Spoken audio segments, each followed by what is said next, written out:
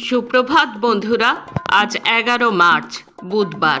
শুরু করছি চিন্তনের মুখ্যবার্তা। আজকের মুখ্যবার্তার বিশেষ বিশেষ বিভাগগুলি: আন্তর্জাতিক সংবাদ, দেশের সংবাদ, রাজ্যের সংবাদ এবং খেলার সংবাদ।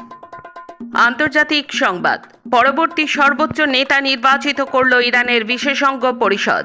আলী খোমেনির পরেই দায়িত্ব পাচ্ছেন তাঁর ছেলে মোস্তফা খোমেনি। রবিবার রাতেই তেহরান কথা ঘোষণা করেছে, তিনি হবেন ইরানের ইসলামী সাধারণতন্ত্রের তৃতীয় রাষ্ট্রপ্রধান। সর্বোচ্চ নেতার পদ বংশানুক্রমিক নয়, খোদ আলী খোমেনির এ নিয়ে ঘোর আপত্তি ছিল। ইরানের বিশেষজ্ঞ পরিষদে আরও কয়েকজনের নাম নিয়ে আলোচনা চলছিল। ইসলামী আইন, ধর্মগ্রন্থে পাণ্ডিত্য এবং দেশের সেনাবাহিনীর সমর্থনের নিরিখে এগিয়েছিলেন মুস্তাফা খোমেনি।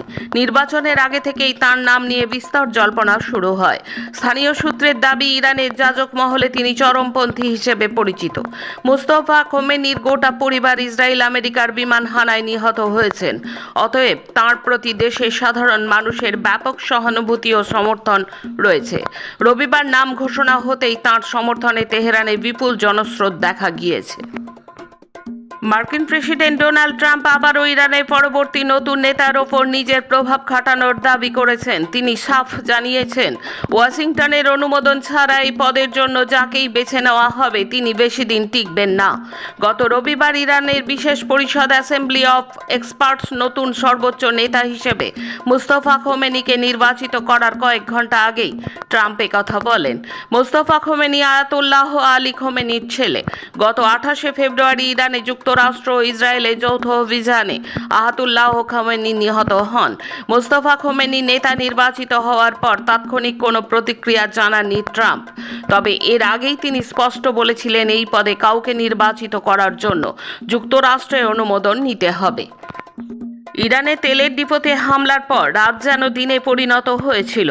ইরানে হামলার পর সেখানে কি পরিস্থিতির সৃষ্টি হয়েছিল তা বিবিসির কাছে এভাবেই বর্ণনা করেছেন স্থানীয় বাসিন্দারা। রবিবার রাতে ইরানের বেশ কয়েকটি তেলের ডিপোতে হামলা চালায় যুক্তরাষ্ট্র ও ইসরায়েল। স্থানীয় সংবাদ সংস্থাগুলো ইরানের তেল মন্ত্রণালয়ের একটি সূত্রের উল্লেখ করে বলেছে, ইরানের রাজধানী তেহরান এবং পশ্চিমের আলবর্জ প্রদেশের রাজধানী কারাজে জ্বালানি তেলের ডিপোগুলিতে হামলা হয়েছে। অপরিশোধিত তেলের বাজারে আবার সংকট শুরু হয়েছে। মাত্র কয়েকদিনের ব্যবধানে প্রতি ব্যারেল তেলের দাম লাফিয়ে $120 গিয়ে ঠেকেছে।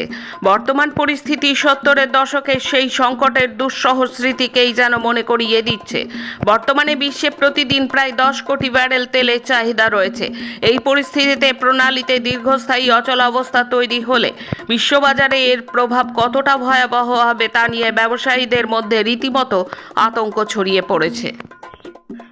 ইউএসএ ইজি এয়ার ডিফেন্স সিস্টেমের নজর এড়িয়ে ইরানের শহীদ 136 ড্রোনের ঝাঁকের কয়েকটি সরাসরি আঘাত এনেছিল বাহরাইনের একটি ডিস্টিলেশন প্ল্যান্টে, যেখানে সমুদ্রের লবণাক্ত জলকে লবণ মুক্ত করে পানযোগ্য করে তোলা হয়। পশ্চিম এশিয়ার শুকনো জলবায়ু ও অনিয়মিত বৃষ্টিপাতের কারণে সেখানকার দেশগুলোয় পানীয় জলের বিস্তর অভাব। ওই সকল দেশে প্রাকৃতিক মিষ্টি জলের উৎস সীমিত, তার জন্যই ডিস্টিলেশন প্ল্যান্টগুলোর গুরুত্ব অপরিসীম।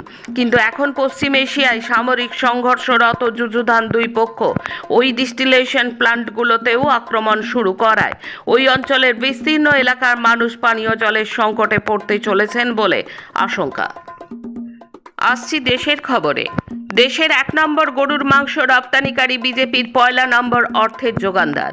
শুধু চাঁদা নয়, নির্বাচনী বন্ডেও বিজেপির কোষাগার ভরিয়েছে এই গরুর মাংসের রপ্তানিকারীরাই। আর সেই গরুর মাংসের কারবারেই ফেসে গেলেন বিজেপির এক সময়ের সভাপতি নীতিন গডকরি। কেন্দ্রীয় সড়ক পরিবহন মন্ত্রী নীতিন গডকরির পারিবারিক ব্যবসায়িক নেটওয়ার্কের সঙ্গে একটি গোমাংস রপ্তানিকারক সংস্থার সম্ভাব্য কর্পোরেট যোগসূত্র নিয়ে নতুন বিতর্ক তৈরি হয়েছে। বৈধ কাগজপত্র ছাড়াই গোমাংস চালান করতে গিয়ে বিজেপি শাসিত মহারাষ্ট্রেই ধরা পড়ে গেছে গডকরির ছেলের সংস্থা এক ট্রাক। বিপত্তি শুরু হয়েছে তা নিয়েই। প্রয়াত হয়েছেন প্রবীণ ইতিহাসবিদ কে.এন. পানিক্কার। তিরুবনন্তপুরমের বেসরকারি হাসপাতালে সোমবার বার্ধক্যজনিত অসুস্থতায় মৃত্যু হয় 89 বছরের এই ইতিহাসবিদের। তার মৃত্যুতে বামপন্থী ইতিহাস চর্চার একটি ধারা চিরতরে রুদ্ধ হয়ে গেল। আজীবন সাম্প্রদায়িকতার বিরুদ্ধে সরব পানিক্কার আধুনিক ভারতের ইতিহাসকে পড়া ও দেখার ধারণাটিকেই পাল্টে দিতে পেরেছিলেন। প্রযুক্তি শিক্ষায় ছাত্রীদের অংশগ্রহণ ক্রমশ কমছে। এই উদ্বেগজনক প্রবণতার মোকাবিলায় বড়সড় পদক্ষেপ করল কেন্দ্রীয় শিক্ষা মন্ত্রক। 2026-27 শিক্ষাবর্ষে আন্ডার গ্র্যাজুয়েট ইঞ্জিনিয়ারিং কোর্সে ভর্তির ক্ষেত্রে ছাত্রীদের জন্য ন্যূনতম 20% আসন সংরক্ষণ আবশ্যিক করা হয়েছে। Central seat allocation board CSAB এর সাম্প্রতিক এক অফিস মেমোরান্ডামে। বিরোধীদের দাবি মেনে সোমবার পশ্চিম এশিয়ার যুদ্ধ পরিস্থিতির প্রসঙ্গ সংসদে তুললেন বিদেশমন্ত্রী এস জয়শঙ্কর। তাঁর বক্তব্য শোনার পরে কংগ্রেসের বিদেশ নীতি সংক্রান্ত বিভাগ বিবৃতি প্রকাশ করেছে। জয়শঙ্কর কেন বিবৃতিতে ভারত মহাসাগরে ডুবে যাওয়া ইরানি জাহাজ IRIS দেনা সম্পর্কে দুঃখ প্রকাশ করেনি বা ইরানের সর্বোচ্চ নেতা আয়াতুল্লাহ আলী খোমেনির হত্যা নিয়ে নীরব, সেই প্রশ্ন তোলা হয়েছে। কেরলে কংগ্রেসের প্রচারে গিয়ে রাহুল গান্ধী শনিবার CPM ও বিজেপির মধ্যে আঁতাতের অদ্ভুত অভিযোগ তুলেছেন। কেরলের বাম সরকারের মুখ্যমন্ত্রী পিনারাই বিজয়নের বিরুদ্ধে CBI কেন পদক্ষেপ করে না, সেই প্রশ্নও তুলেছেন তিনি। এই নিয়ে সংসদে সোমবার বিরোধী দলগুলির বৈঠকে CPM ও CPI সাংসদরা আপত্তি তুলেছেন। কংগ্রেসের বিজয়ী প্রার্থীর জয় খারিজ করে দিয়ে বিজেপির প্রাক্তন মন্ত্রীকে জয়ী ঘোষণা করল মধ্যপ্রদেশ হাইকোর্টের গোয়ালিয়র বেঞ্চ। 2024 সালে রাজ্যের বিজয়পুর বিধানসভা কেন্দ্রটির উপনির্বাচনে জয়ী হয়েছিলেন কংগ্রেসের মুকেশ মালহোত্রা। ওই ভোটে দ্বিতীয় স্থানে ছিলেন বিজেপির প্রাক্তন মন্ত্রী রামনিবাস রাওয়াত। তবে হাইকোর্টে রাওয়াত অভিযোগ করেছিলেন কংগ্রেস প্রার্থী মালহোত্রা তার নির্বাচনী হলফনামায় অপরাধের মামলা সংক্রান্ত গুরুত্বপূর্ণ তথ্য পেশ করেননি। হাইকোর্ট সেই আর্জি গ্রহণ করে জানিয়েছে, মালহোত্রা তার বিরুদ্ধে করা 4টি মামলার তথ্য হলফনামায় প্রকাশ করেননি। ফলে জয়ী কংগ্রেস প্রার্থী নির্বাচন খারিজ করে দিয়েছে হাইকোর্ট। এখন রাজ্যের খবর। বিবেচনাধীন নাম বিচার করার কাজের আগেই বিচারপতিদের যুক্ত করেছে সুপ্রিম কোর্ট, কিন্তু সেই সিদ্ধান্ত নিয়ে আপত্তি থাকলে কি হবে?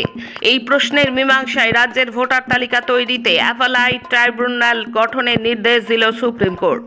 শীর্ষ আদালতের নির্দেশে বলা হয়েছে, হাইকোর্টের এক প্রাক্তন প্রধান বিচারপতি এবং 2 প্রাক্তন বিচারপতিকে নিয়ে তৈরি হবে এই ট্রাইব্যুনাল। এদিনই সুপ্রিম কোর্টকে পাঠানো চিঠিতে কলকাতা হাইকোর্টের প্রধান বিচারপতি জানান, বিচারাধীন নামের মধ্যে 10 লক্ষের নিষ্পত্তি হয়েছে। রাজ্যে 60 লক্ষের বেশি নাম বিবেচনাধীন রেখে চূড়ান্ত তালিকা প্রকাশ করে দিয়েছে নির্বাচন কমিশন। এদিনের রায়ের পরও এখন বিভিন্ন অংশ খতিয়ে দেখছে যে পশ্চিমবঙ্গে বিবেচনাধীন নাম ঝুলিয়ে রেখেই কমিশনের পক্ষে ভোট করা সম্ভব হবে কি না। মঙ্গলবারই রাজ্যে সফররত নির্বাচন কমিশন সাংবাদিক সম্মেলন করেছে নিউ টাউনে। 60 লক্ষ নাম বাদ দিয়েই কি রাজ্যের বিধানসভা নির্বাচন?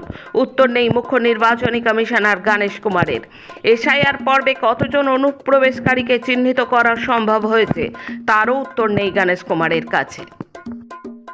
জলপাইগুড়ি জেলার ময়নাগুড়ি ব্লকের দোমোহনী এবং নবগঠিত ক্রান্তি ব্লকের দিগন্তচোরা মাঠে এখন বোরো ধান চাষের চূড়ান্ত ব্যস্ততা। 2 এলাকার কয়েক হাজার কৃষক পরিবারের কাছে এই মরশুমের অন্ন সংস্থানের মূল চাবিকাঠি এখন তিস্তা ব্যারেজ প্রকল্পের প্রধান ক্যানাল ও তার শাখা নালাগুলো। সরকারি সেচ ব্যবস্থার এই জলের ওপর ভিত্তি করেই সোনালী ফসলের স্বপ্ন বুনছেন প্রান্তিক চাষিরা। 6 বছরের শিশুর ক্ষতবিক্ষত দেহ উদ্ধার নদিয়ার কৃষ্ণগঞ্জ থানা এলাকায়। কিভাবে শিশুর মৃত্যু হলো তা নিয়ে রহস্য ঘনিয়েছে। শিশুটি মাঠ সংলগ্ন এলাকায় পড়েছিল। তার সারা শরীরে ছিল একাধিক ক্ষত। পরিবার ও স্থানীয়দের প্রাথমিক অনুমান, হিংস্র কুকুর ও অথবা শেয়াল হামলায় মৃত্যু হয়েছে ছোট্ট শিশু রিয়াজ বিশ্বাসের। ভিন রাজ্যের বাসিন্দা বলে BSF এর ট্রেডসম্যান নিয়োগের পরীক্ষা দিতে দেওয়া হয়নি। মঙ্গলবার এই অভিযোগকে কেন্দ্র করে দফায় দফায় উত্তেজনা নদিয়ার চাপড়া থানার সীমানগর BSF সেক্টর হেডকোয়ার্টারে। পরীক্ষার্থীদের একাংশের দাবি, পরীক্ষা দিতে গিয়ে তারা আচমকা শোনেন যে বিহার এবং ওড়িশার কারোর জন্য শূন্যপদ নেই।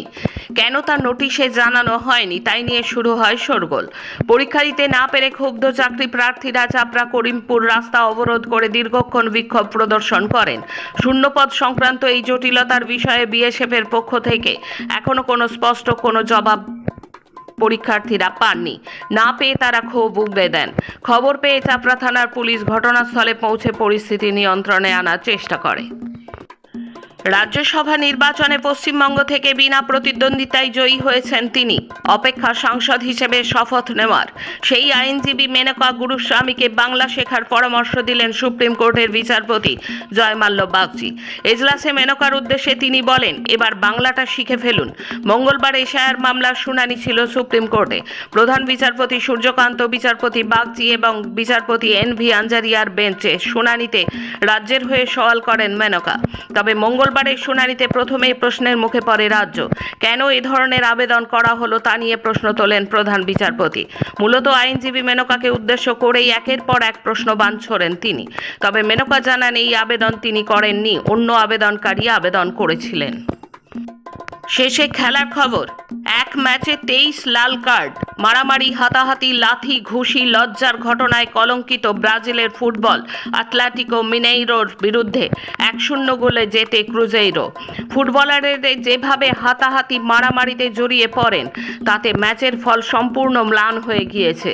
কলঙ্কিত হয়েছে ফুটবল। ক্যাম্পিওনাতো মিনেইরোর ফাইনালে এই ঘটনা ঘটেছে। বিশ্বকাপের স্বপ্নভঙ্গই হলো শেষমেশ। লড়াই কঠিন, প্রায় অসাধ্য ছিল ভারতের মহিলা ফুটবল দলের জন্য। সেই সঙ্গে ছিল এশিয়ান কাপের জটিল অঙ্ক। কিন্তু সবার আগে তো নিজেদের জিততে হবে, সেটাই পারল না ভারতের মেয়েরা। বিদেশি কোচ এনেও স্বপ্নভঙ্গ হলো। এশিয়ান কাপে চাইনিজ তাইপেইয়ের কাছে 1-3 গোলে হেরে গ্রুপ পর্বের অভিযান শেষ হলো সঙ্গীত বাসফোর্ডদের। আজকের মুখ্য বার্তা এই পর্যন্ত। নমস্কার।